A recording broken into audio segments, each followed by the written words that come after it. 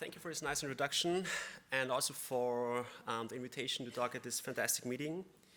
I will talk, like the title says, on rapid testings of Candida and Aspergillus infections.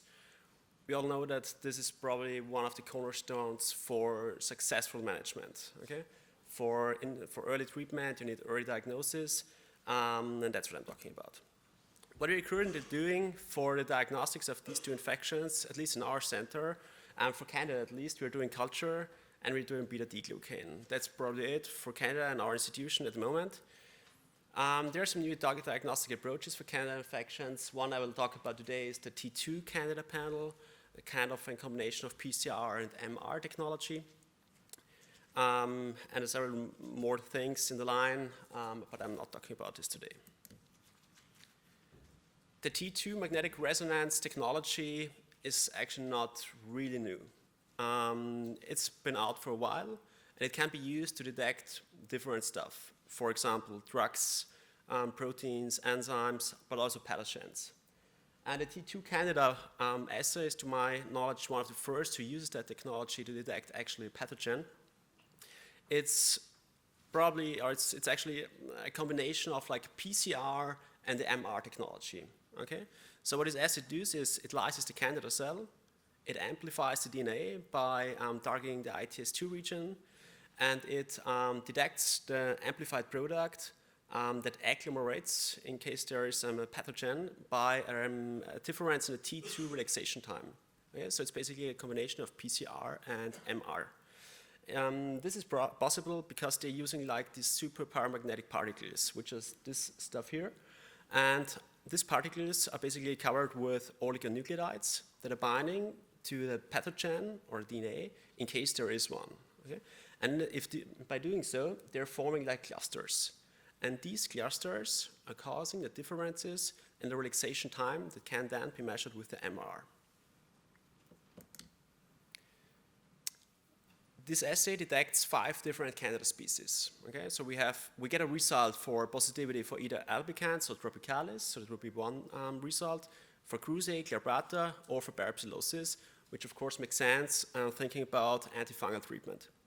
However, we know that there are a lot more different Candida species, and they are also causing infections. So we miss per se around 5% of Candida infections that are caused by species that are not included in this assay. Okay, that has to be taken into consideration. One of the major advantages of this assay is, first of all, it's fast, so we get the results within 2 to 3 hours, which compared to culture, which can last up to several days. The other one is it's quite sensitive. So the limit of detection for the Candida species included in this assay is between 1 and 3 colony-forming units per ml. So it's actually a really sensitive diagnostic test. One of the first bigger clinical trials that evaluated the clinical sensitivity and specificity for this assay for candidemia was the TYREC trial. They included overall 2,000 subjects, and one interesting number is this 245 results or samples that gave some kind of an invalid result. So you get either an invalid result or a technical error, so you don't even get a positive or a negative result. And that's a little bit more than 10%. And this number faces off in a lot of studies doing these T2 assays. So there is quite a number of samples that are somehow invalid or inhibited by some medication or drugs, I don't know, but they don't give you a result. Okay?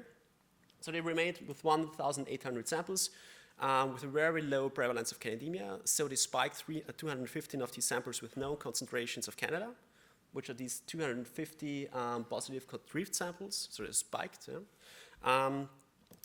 They had 6 patients with actually candidemia. So 6 of those 1,800 patients had candidemia, which is a really low prevalence in this case.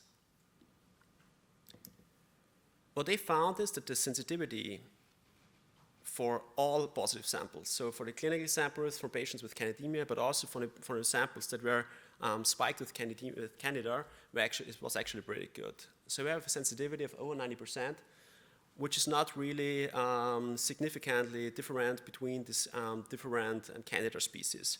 Even better was the specificity. 99%, so nearly 100% specificity. Thinking about 1,700 or something like that, negative samples, that's actually really, really good specificity in this case. However, when you go into detail in the study and only check those patients who really had candidemia, so just remind us, with just 6 patients, you see that out of the 6 patients, 2 turned out to be negative on the T2 assay. So that's actually, if you like, I know that's like a crude calculation, but that's like a sensitivity of only 66%, way beyond this 90% from our samples. Interestingly, there were 31 discordant results. The 2 I mentioned before, which were blood culture positive but T2 negative, but a whole bunch of samples that were positive on the T2 but negative in the blood culture. And these results are somehow tricky to interpret because not every invasive candida infection causes candidemia, as we know. For example, there was at least one proven invasive intra-abdominal candidiasis, which usually remains negative in blood culture. So there's a question if this assay may provide us different further information regarding non-candidemic candida infections, like deep-seated candidiasis infections. Yeah? And that was done, this study was, there was an additional study done by my colleague in Graz who actually asked this question. Yeah? One of our major goals with this study was to determine the clinical sensitivity and specificity of the T2 assay at the day of blood culture positivity for candidemic patients, or at the day of diagnosis for patients with deep-seated invasive candidiasis. So we had something around 30 patients in each group, and at the day of blood culture. Okay, so we had a blood culture, and it was candidemic. 25 samples were available for T2 testing, and 17 of those turned out to be positive, so sensitivity of nearly 70%. Whereas 8 turned out to be negative at the day of blood culture, which is around 30%. However, and that's an interesting point, I guess, because 5 of those 8 samples or patients had a positive T2 candida test within a few days before and a few days after. So it's the per sample and the per patient and sensitivity would be actually much higher. In case of deep-seated invasive candidiasis, we had 6 patients out of 22 who had a positive T2 result at the day of diagnosis of invasive candidiasis. Again, 7 patients, additional 7 patients, had a positive T2 result around the day of diagnosis of deep-seated invasive candidiasis. So it seems that probably the per patient sensitivity is actually much higher, as only if I just have a look of the one sample that is that is drawn at the day of diagnosis. Interestingly, 18%, also in our study, of all samples that were tested turned out to have an invalid residual technical error. That's a lot, I guess, because you have to test it again. You need a certain amount of volume. We couldn't test it again because our volume was actually gone, so no more sample left. And it's not a very cheap test, so it's actually an expensive test. If you have to do it again, it's getting even more expensive. That's a busy slide, I know, but it contains a very lot of information. These are the results in a graphical form from our candidemic patients. So 33 patients, and green in this case means that's a day of blood culture positivity, or when the blood culture was drawn. Green means that the blood culture anti-2 was positive, okay, at the same time, at the same day. But you see, like several patients who were T2 positive either before, or afterwards of the blood culture. So that's probably one of those things that can be really interesting for us clinicians, because if the T2 is able to detect candidemia before we could actually draw blood cultures, that would give us some time for an earlier initiation of antifungal therapy. On the other hand, the T2 results usually stay positive for a longer period of time as the blood culture. Usually we start like antifungal therapy, and on day 2 or 3, the candidemia is cleared, okay? The T2 usually remains a little bit positive, a little bit more longer. For example, here at day 2, blood culture was still positive, but on day 3, blood culture negative, T2 positive. Okay? So maybe this is some kind of information we can use for treatment, follow-up, or to see if patients getting worse, getting better, if they need like some kind of additional investigation. So summing up the T2, It has some pros and cons, like all biomarkers we basically use in our clinical routine. Yeah, it's a fast assay, so we're getting results within 2 to 3 hours. That's actually very good. It has good sensitivity, at least for candidemia. It has a good specificity, a very good specificity actually. And the question is, can we diagnose candidemia or candida infections earlier compared to our current gold standards like culture? The cons, of course, there are some major cons, which is like high percentage of invalid results associated with the high cost that is even increasing our costs if we have to repeat the tests. It's around, I think, it's around 60 to 80 euros per test. So if you have to do a test twice, that costs actually some money. Not to forget about this 5% of candida infections that are per se not detected by this assay because those species are not included in this assay, okay? So from my perspective, you can never be sure that a patient does not have candidemia, for example, if T2 turns out to be negative, okay? And of course, we cannot do susceptibility testing. The beta-glucan test, as point of care test, that is what we're doing a lot of beta-glucan testing in Graz. You all know probably Fungal assay, which is the most prominent beta-glucan assay on the market, I would guess.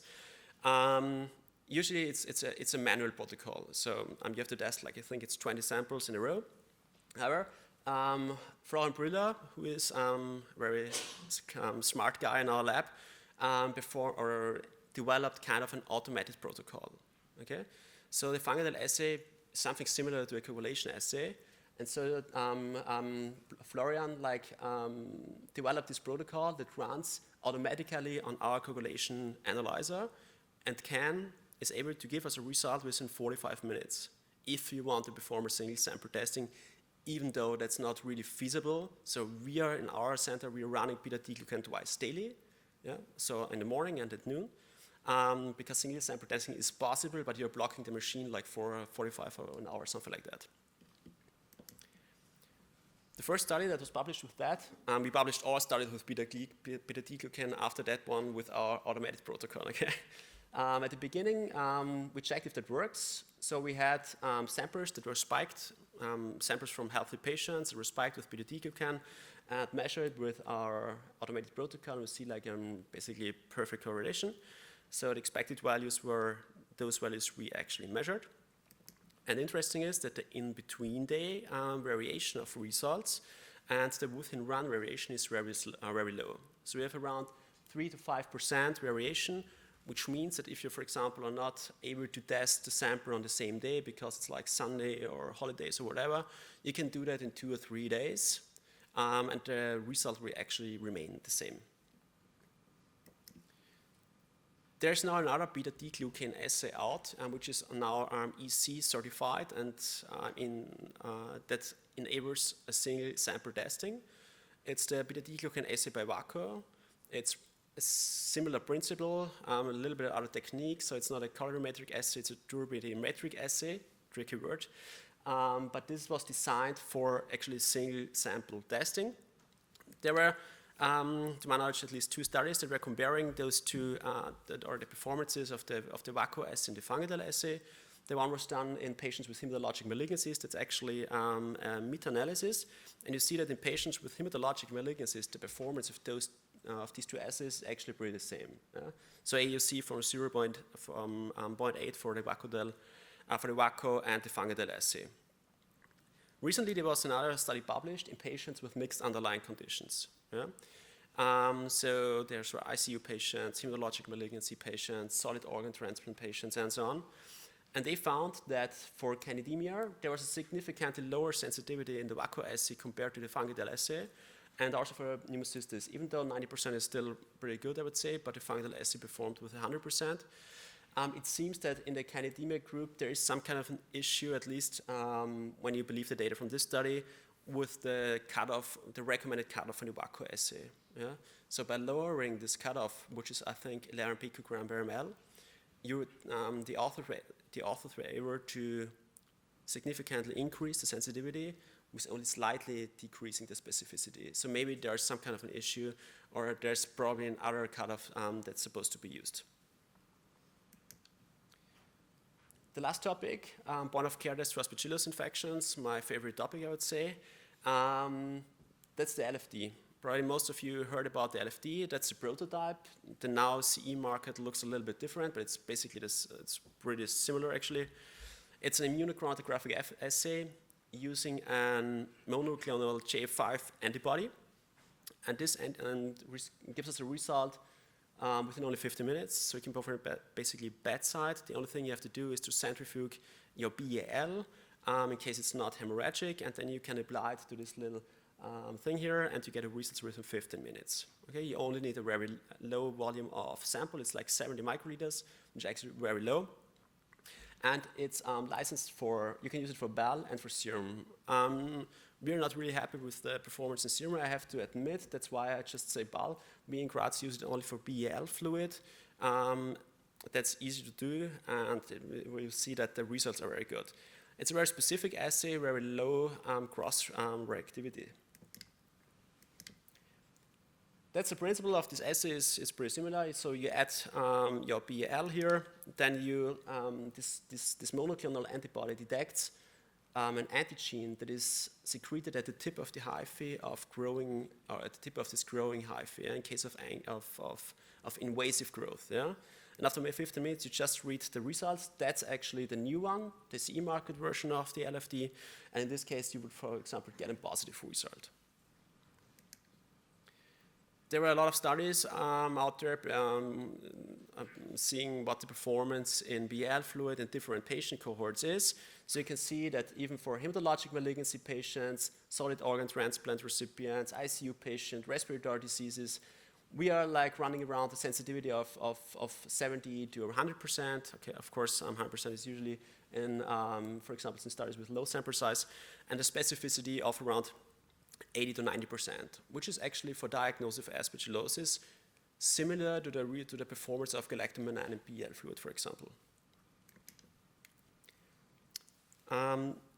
Last year we published this study, so we were trying to actually increase the diagnostic performance of this BAL fluid LFD by adding kind of a specific serum biomarker. And one of the strongest predictors in serum in our hematologic malignancy patients for invasive aspergillosis was interleukin 8. Yeah? So, and by combining serum interleukin 8, so one of our best biomarkers, at least in this study, yeah, for aspergillosis, combining with LFD in the BAL fluid, which was a very good biomarker for aspergillosis in BAL fluid, we were able to gain 100% sensitivity and a very good specificity of 94%. So it seems that combination of more biomarkers, which is actually what we're going to do probably in the future, is increasing our diagnostic performances, especially increasing sensitivity, of course. Yeah. As for all biomarkers, there are also some pitfalls with the LFD. You have to take into consideration that antifungal treatment or antifungal prophylaxis may significantly reduce the sensitivity. In this study, we had only a very a small number of patients. However, we had 42 patients without antifungal therapy or prophylaxis. The sensitivity was nearly 90%, which we know from first studies. Yeah? However, when you see the patients who had a mold-active antifungal on board, basically, yeah, the sensitivity decreased to 50%, even in BAL fluid. So antifungal treatment or prophylaxis, mold-active antifungal treatment or prophylaxis, is also probably an issue when you do biomarker testing, even in BAL fluid. The LFD may also be performed in serum. However, there is one of the major advantages is the easy handling, I guess. Yeah, you just have to do you have to centrifuge and then apply the BAL to the LFD.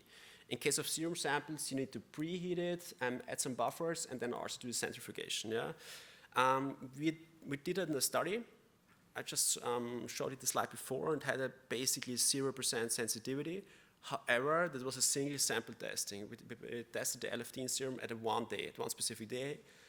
Every day the BAL fluid was or the bronchoscopy was performed, and the same day we did the serum LFD. So at least in our study, sensitivity was 0. Other studies reporting sensitivities up to 80%, so a huge gap. probably the truth is somewhere in between. We also had, like in our study, 90% of our patients were on antifungal prophylaxis, so that probably also influenced our results. That's now the ECE market version that is available for the LFD. You see here negative to strong positive. Basically everything that has a line, a testing line, has to be categorized as a positive test. And that's my last slide. We checked if the, so to say, old prototype LFD and the new LFD, the CE marked version of the LFD, has some kind of the same diagnostic performance. So we took several samples, we tested with the old LFD, and what was interesting is that all those 5 samples that were false positive with the old LFD remained negative with the new LFD. So we concluded that maybe the newer version of the LFD has actually a little bit higher specificity as the older one. So with this slide, I think I'm in time, and I'm at the end of my presentation. Thank you.